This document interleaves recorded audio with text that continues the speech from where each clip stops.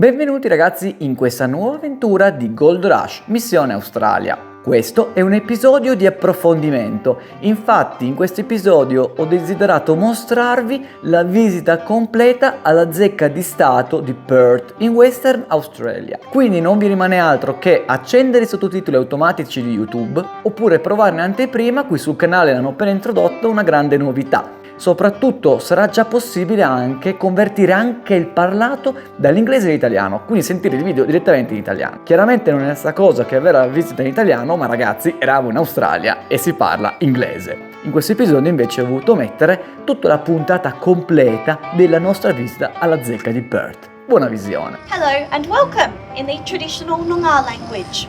The Noongar people being the original custodians of the land in which we're gathered upon this morning, in particular the Kurrajut people to the East Perth area. Honoured in a few ways at the Mint, the outside of the gatehouse facing Hay Street, we fly the Torres Strait Islander with the Aboriginal flag. The far end of the courtyard too, you'll find a mosaic artwork we had commissioned by Kevin Binder, an Indigenous artist, and his piece Pretty Country depicts the gold rush that happened in Western Australia, and that's why we have a mint today. But first, let's go back in time, before we opened our doors. When you first arrived today, two men would have greeted you. They wouldn't have said much though, as they are the ones in the statue there, of course. Their names, Arthur Bailey and William Ford.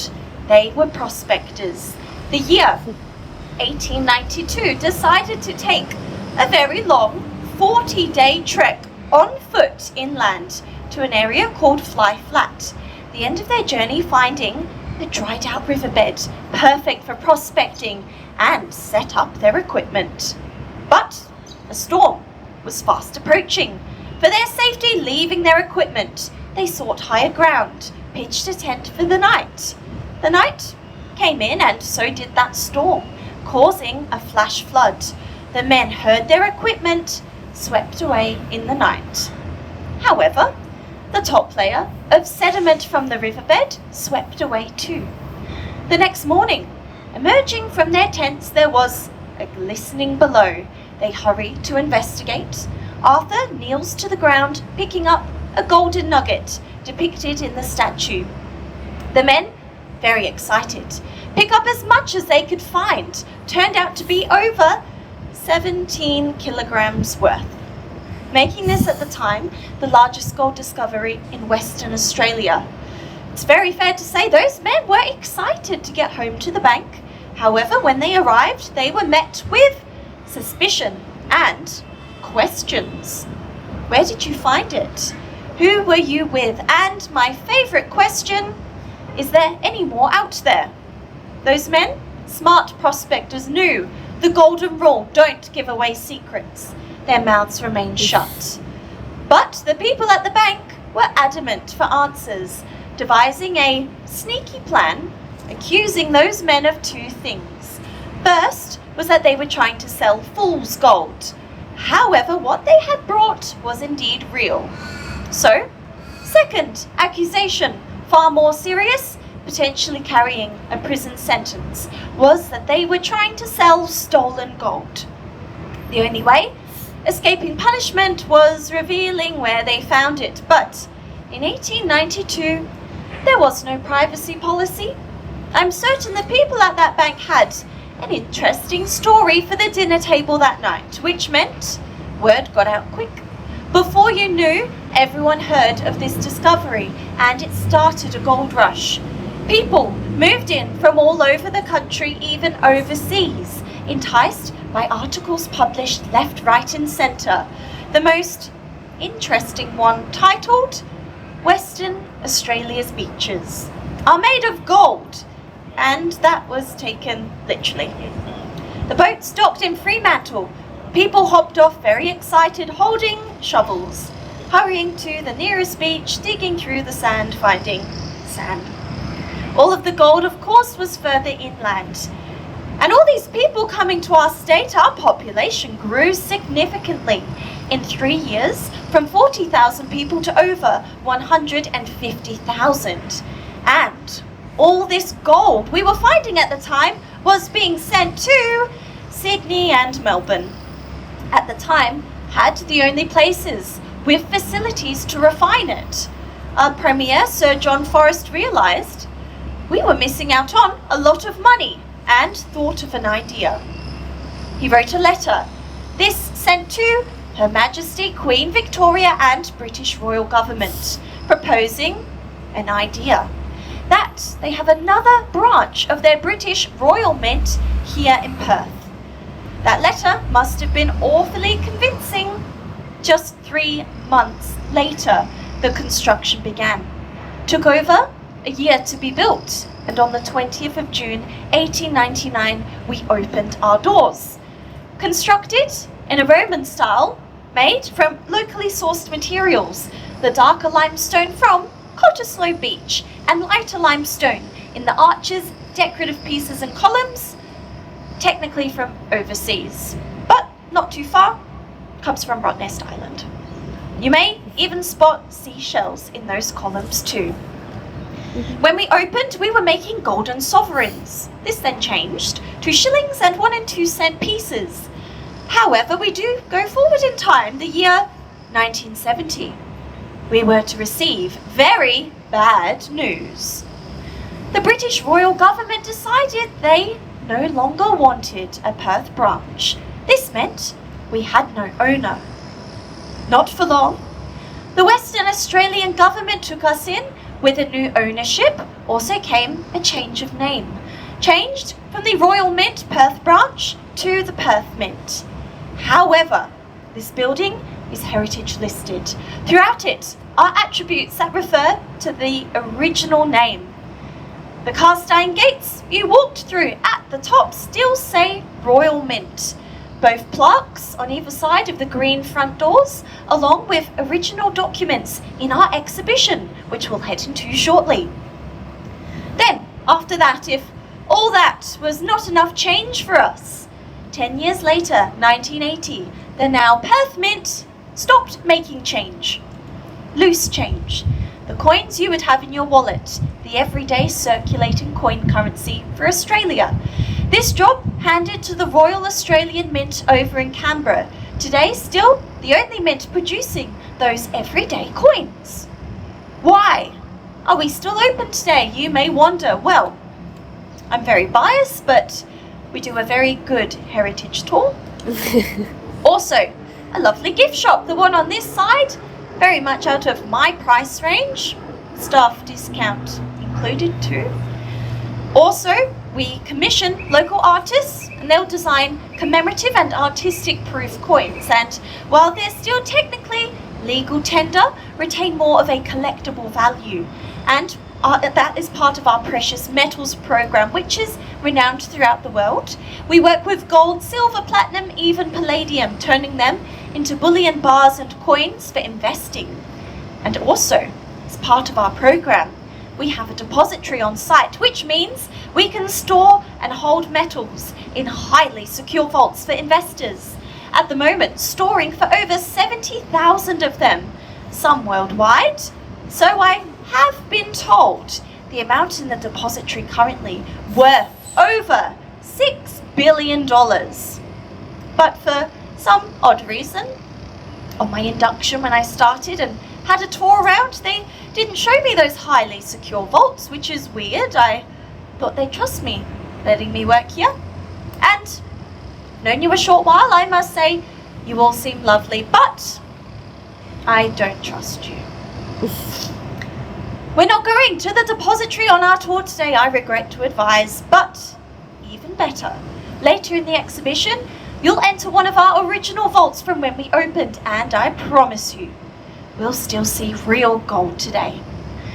Before we go inside, quickly, I'm going to tell you 2 stories about some very large nuggets I have here in my authentic wheelbarrow. Now, of course, these are only replicas.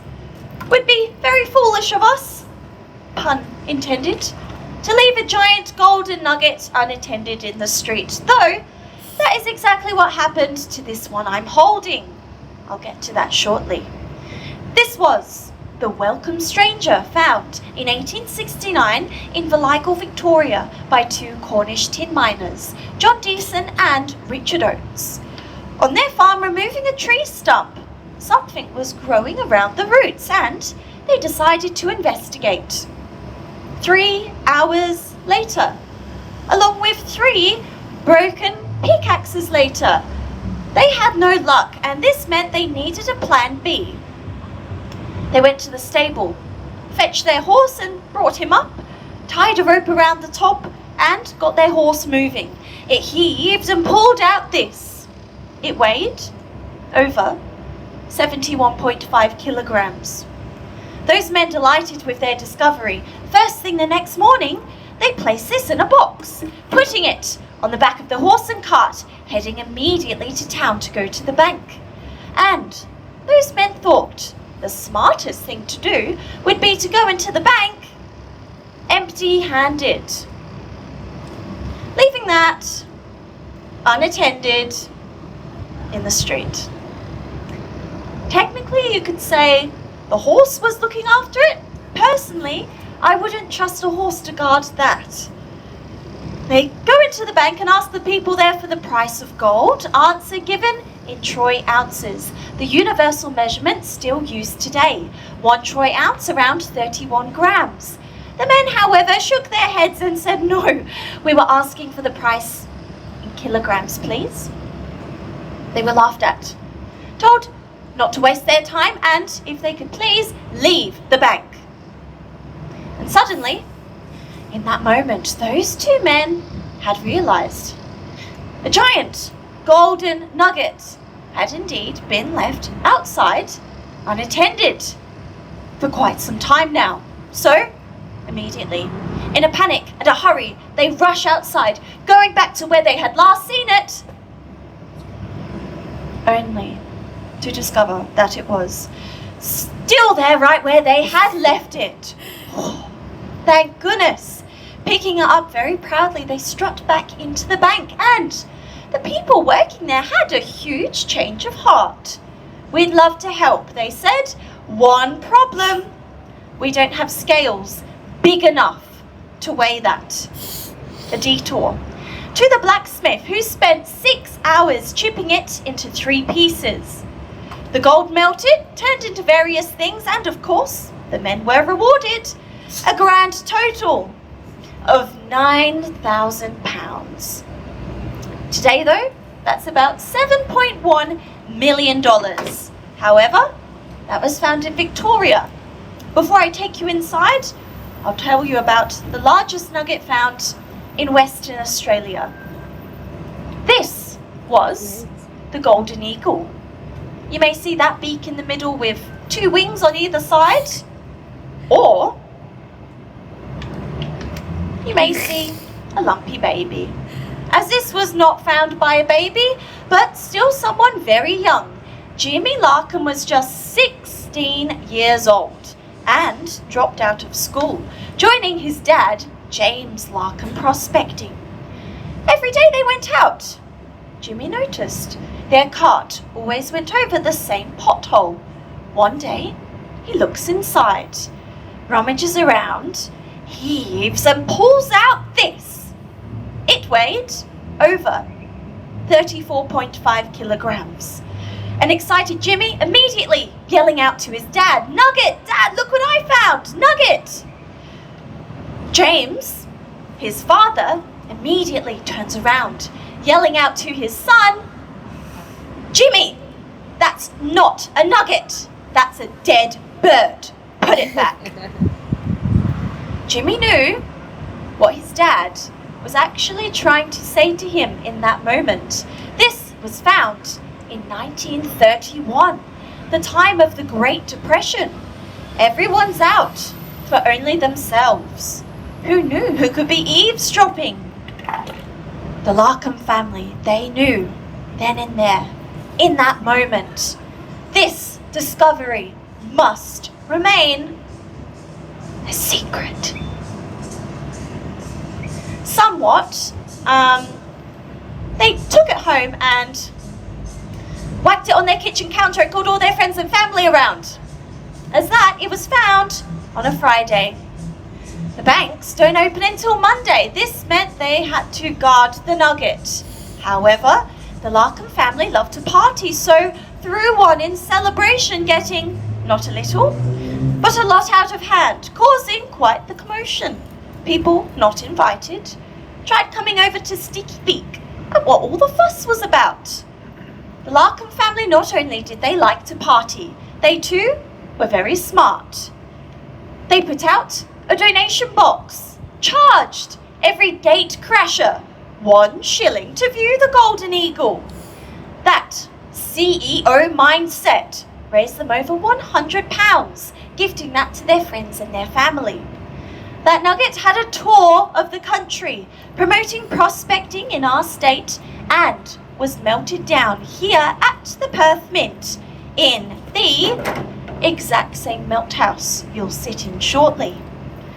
Rewarded, of course, £5,400 today, about $3.1 million.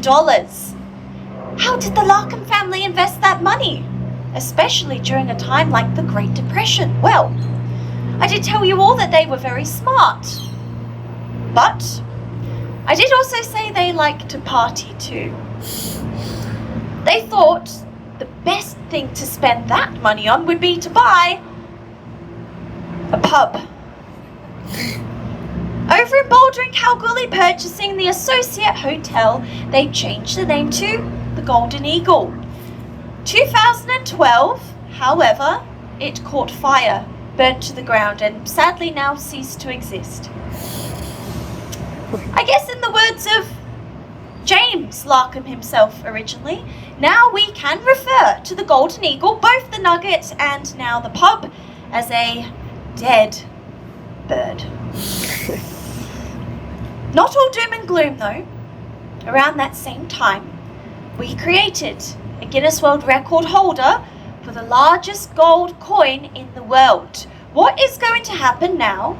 I'm going to bring you through to our exhibition space. I'll check your wristbands as you head inside, and you're going to see a very big coin. Please stand, wait around that coin for me. I'll follow you inside and we will continue the tour in there. Now, I did say big coin, not Bitcoin. Originally the refinery, however, we outgrew it in the 90s, which meant we had to build a bigger one over near Perth Airport, now the largest in the southern hemisphere. Our base year, 360 tonnes of gold refined, nearly a tonne a day. What does a tonne of gold even look like? Ta-da! You're looking at it. That is 1,012 kilograms and is 99.99% pure gold. Not plastic, not styrofoam, and very much to my disappointment, it's not chocolate. However, it is on top of a stand made of perspex, 4 times stronger than glass, as well as its own highly secure vault that it gets lowered down into at the end of the day. I suppose that's cool. Now, when this coin was finished, it was around the time Queen Elizabeth II visited Australia for her tour, which meant she got to see this on her visit here. Very awkward though.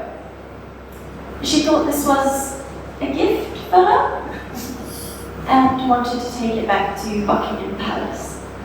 But apparently, even if you are a British monarch, you don't have a one-time baggage allowance, so didn't go on her plane.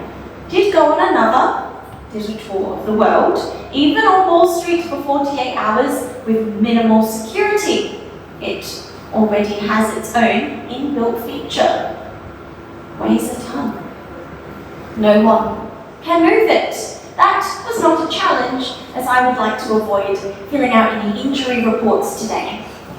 A giant gold coin, obviously valuable, but did you know there's 3 separate values? First, face value.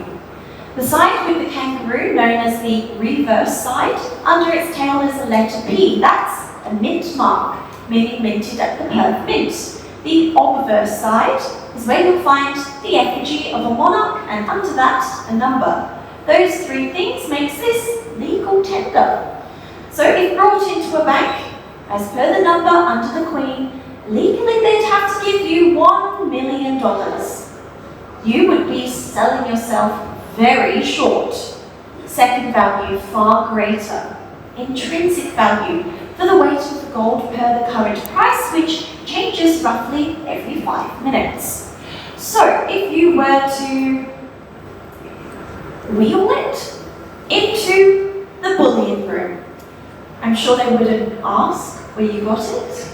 Last time I checked, for the weight of the gold, the intrinsic value is worth over $102 million. That's mind-blowing. What's even crazier, it could be worth more.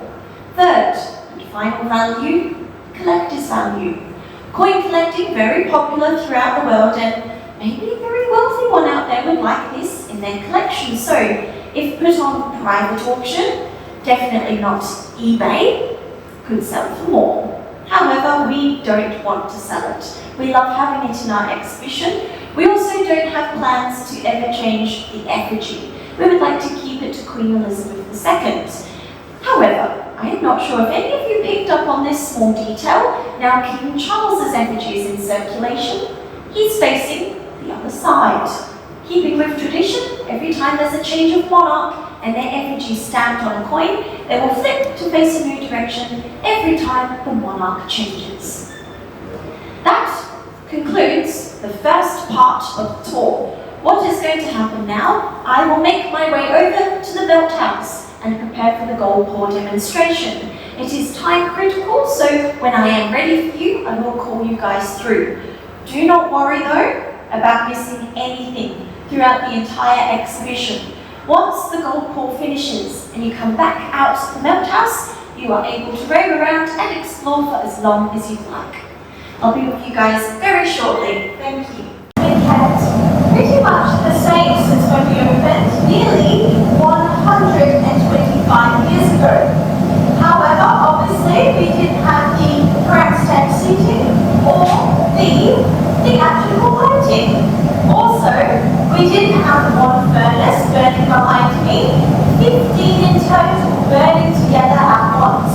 That burns at over 1000 degrees Celsius. Gold starts to melt around 1200 degrees. When all furnaces were burning at once in this room, temperatures measured over 55 degrees. That measurement taken from the back of the room. You can only imagine how hot it would have been here where I'm standing. Saying that, even though I'm only working with one furnace, as you can see, it is extremely hot. What I'll demonstrate is very dangerous. For your safety, and respectfully most important, my own safety. I'll take you through a safety briefing first. Once I commence the demonstration, please do not stand up. The lights will be out, it will be very dark. But also, if there is an empty chair in front of you, please don't lean on it. The back of your chairs can flip down. It will make a noise, and it is fair to say, I don't want to be startled when handling liquid gold. This leads me to my second request. Please put your device to silent. If you don't know how to do that, put it on flight mode. You're welcome to take pictures or videos as well. Just ensure that the flash is off. Finally, in the unlikely event that there is an emergency and we must evacuate, calmly, we will follow the yellow line indicated on the ground, taking you out the emergency exit door you just entered through. Upon heading out the door, turn left, keep going that direction towards the open-air courtyard. That too is the general exit for step 2. However, if that is blocked and we can't take that, instead we'll go through what I call the emergency exit. Through the door on your right-hand side, it takes you through the foyer compartment. You'll have a free behind-the-scenes tour as a compensation in a way, and a lot of shiny stuff out in the open there. Not pretty souvenirs to pocket. If we do go that way, security will be on the other side, greeting us with a metal detector and questions as to why we didn't go that way. Now the safety brief is finished. Before I do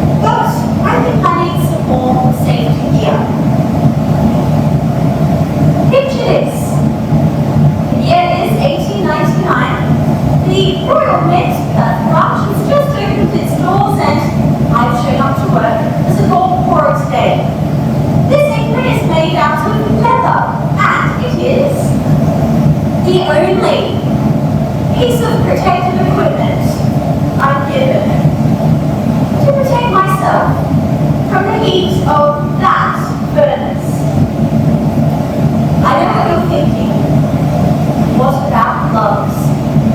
No gloves. How stingy. Instead of poor blokes, they wrap scrap fabric around their hands to prevent them being burnt. You thought that was bad, and I'm very grateful I did not work here in the 50s.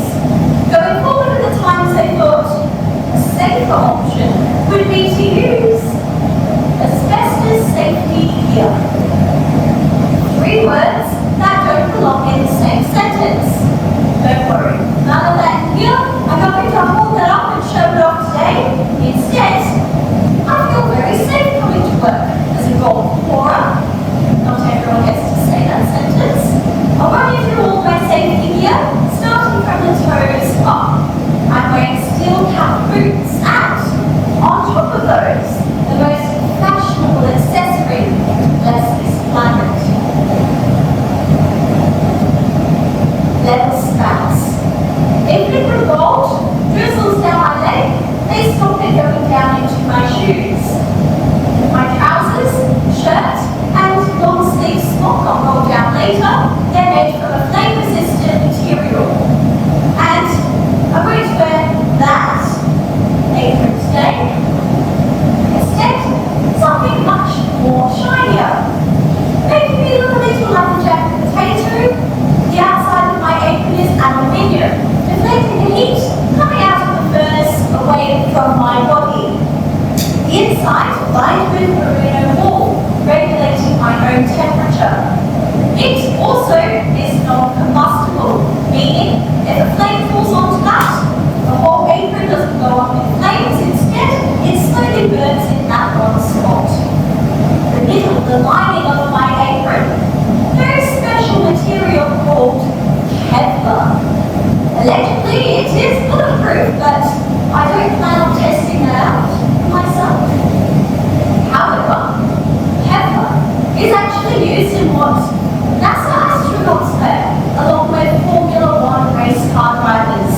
I do admit, I feel very cool being up in the ranks with them, but I don't get to go in a spaceship, and I don't get to drive around in a really cool fast car. But what I have that they don't is a pair of matching oven mittens. You'll see these, they're very long, offering me protection to my shoulders. I use them for the first part of the demonstration before changing to fireproof gloves with finger sockets, allowing dexterity with my hands.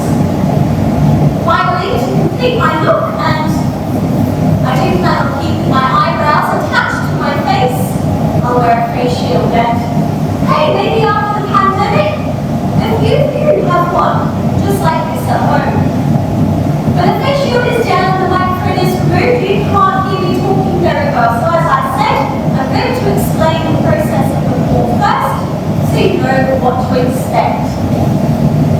Right now, the gold in that furnace is sitting inside one of these called a crucible, made out of clay, reinforced with graphite.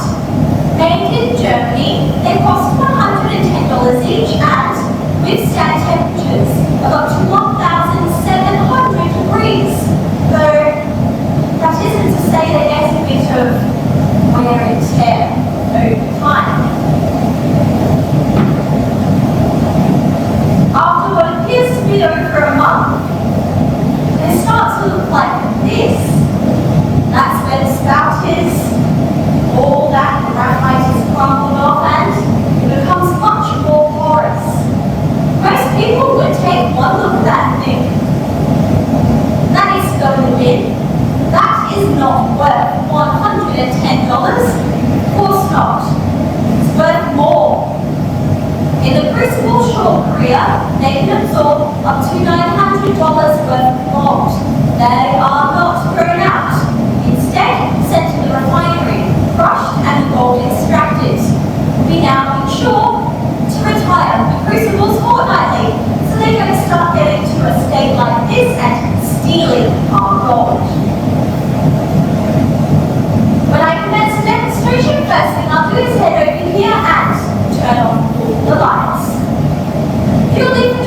effect.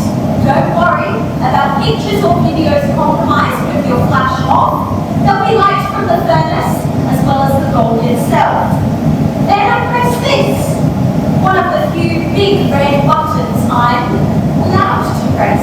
That turns off the furnace and stops it burning. I'll head to this side, open the lid, lock it in place. You'll feel a wave of heat come your way while I head over and grab these, which look somewhat like a medieval torture device, but these are called lifting tongs. I use these to extract the crucible, placing it on the table before I change to similar tongs with a lid on the top called pouring tongs.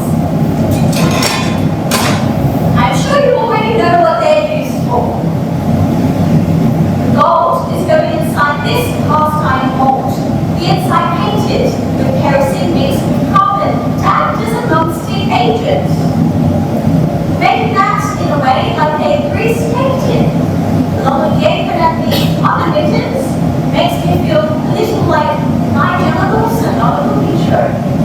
However, I don't already have a gold bar I prepared earlier to hold and show off to you. We only work with one gold bar, and it's over there in that very hot furnace. Once that gold is solid, after just over 1 minute, I'll bring over this tray and get you all involved somewhat in this very dangerous process. Please join me in a countdown from 5. Then I'll flip the gold onto the tray. I'll show it to you red hot before lowering it down into this room temperature water. If all goes to plan, you should witness a successful gold pour, and I should still have my eyebrows by the end. I'm going to complete all my final checks and put on all my equipment.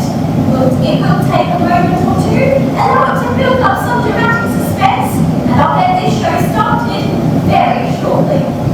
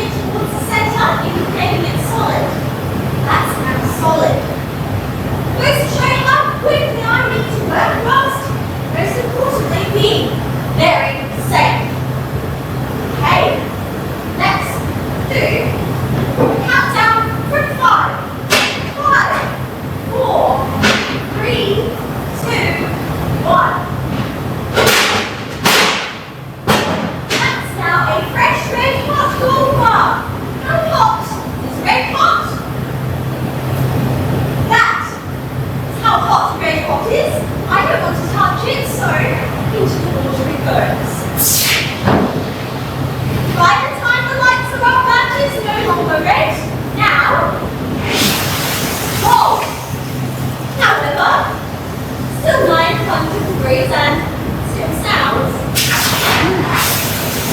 very hot.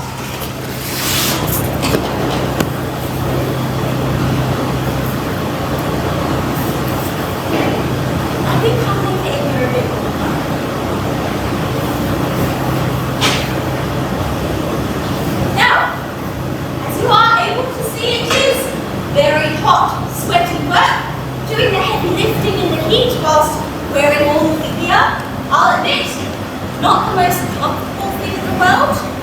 Don't feel sorry for me though, I'm lucky. I get paid to play with golden fire every day. Saying that, there is someone you should feel sorry for. Gold bar. After the demonstration, sadly it's not going home for me. It's not going on the bullion market and it's not going on display in our original vault. Where is that gold bar going, you may wonder? It's going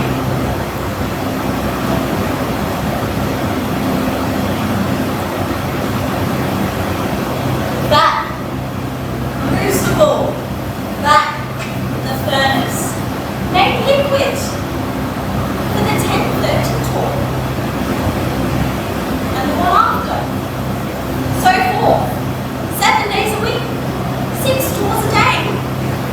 The hardest working employee at the Mint. It has been working a whole 3 years straight. You think that's impressive? The bar before it, its performance career lasted 27 years. Until one day, that bar ran away. I know what you are all thinking to yourselves. What kind of fumes did she inhale doing all that? She is talking nonsense. Gold bars don't run away, they don't have legs. Well, I'll tell you the story. The last bar we had was good as gold. Sadly though, on this day, it was let down by the jealous co-worker, the crucible, who wanted to steal the show. There was a live audience. The pourer at the front had done thousands of things and the lights were out. The furnace opened and he went to lift the crucible.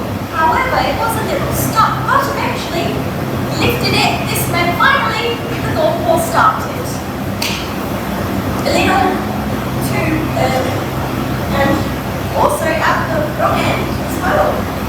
That's not the gold rush we were after, and indeed not part of the show. The crucible placed back in the furnace, they evacuated the audience, though the biggest mystery remains as to if they got refunded for not seeing a fortnight day. The furnace turned off, given 3 days to cool. After they peeked inside, staring back at them was the giant golden pancake with everything else in the bottom of the furnace. Too many impurities, the golden pancake got sent to the refinery, and the refinery thought, let's send them a new gold bar instead. Last time I checked, this was 900 degrees. Any of you think I should touch that with my hand? No. After all that I just did, no one trusts my professional opinion, I'll admit. I'm very offended. And I'm also very stubborn.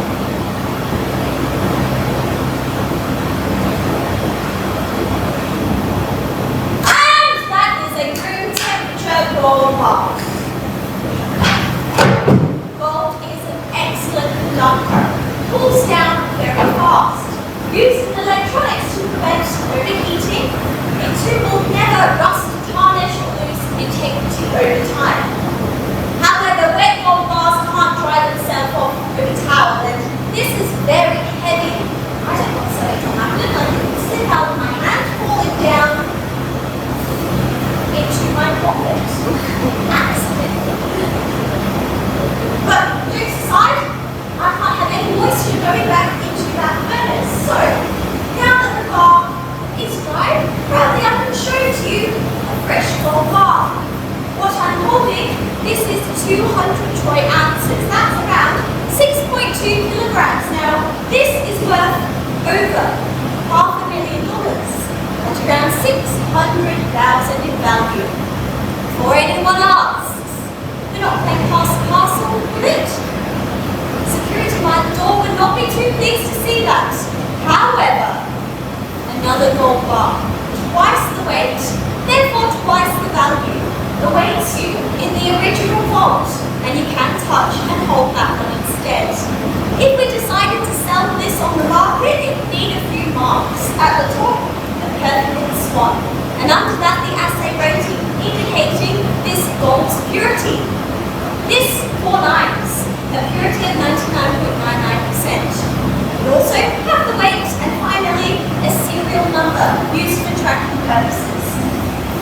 Now, I will stand here rather awkwardly if you wish to take a picture or two when you head out and explore. I won't be offended if you crop my head out, don't worry. In that direction there, you're going to see a set of scales you can stand on. Do not worry. They won't tell you your weight. Instead, your worth. You are made of gold. Past that, the coin press machine, your token from reception, goes at the right hand side. You get back a souvenir. We hope leaves you in great spirits. As meticulously placed on the coin press are the customer feedback forms.